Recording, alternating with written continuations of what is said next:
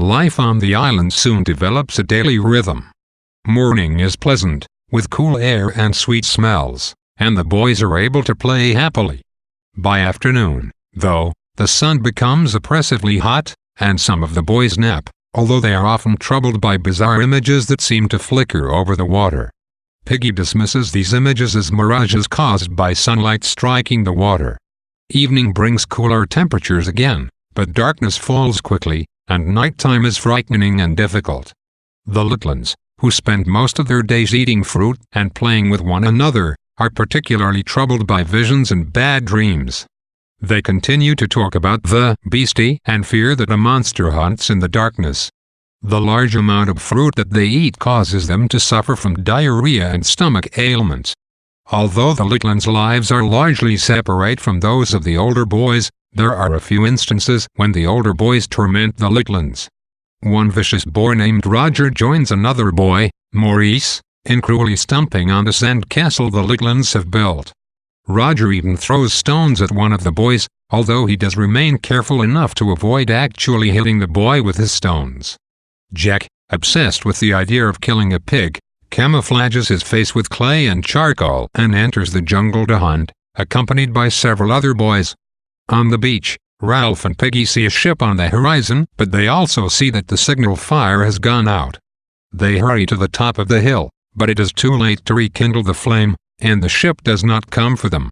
Ralph is furious with Jack, because it was the hunters' responsibility to see that the fire was maintained.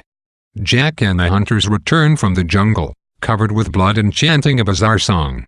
They carry a dead pig on a stake between them.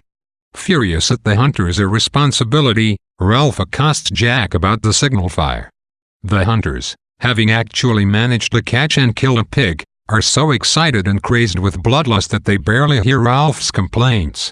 When Piggy shrilly complains about the hunter's immaturity, Jack slaps him hard, breaking one of the lenses of his glasses. Jack taunts Piggy by mimicking his whining voice. Ralph and Jack have a heated conversation. At last, Jack admits his responsibility in the failure of the signal fire, but never apologizes to Piggy.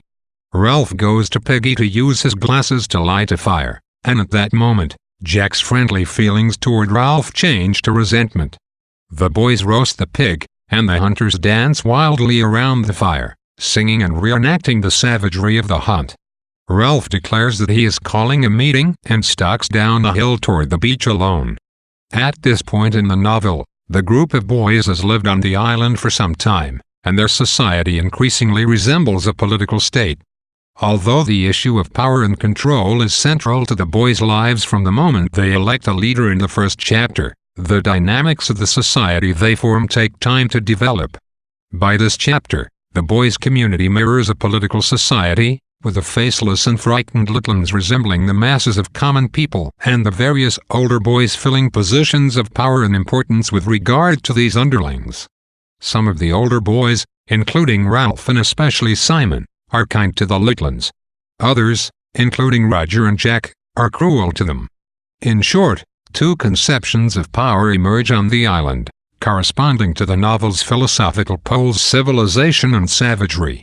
Simon, Ralph, and Piggy represent the idea that power should be used for the good of the group and the protection of the Litlins, a stance representing the instinct towards civilization, order, and morality.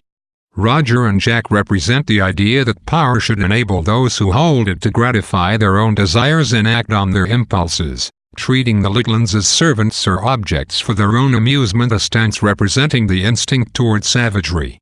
As the tension between Ralph and Jack increases, we see more obvious signs of a potential struggle for power.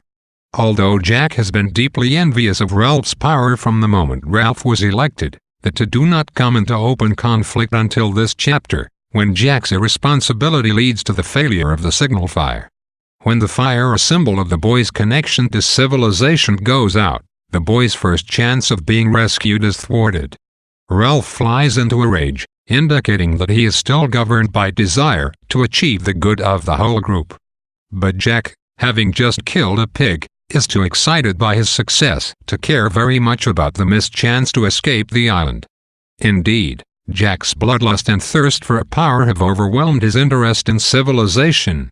Whereas he previously justified his commitment to hunting by claiming that it was for the good of the group, now he no longer feels the need to justify his behavior at all.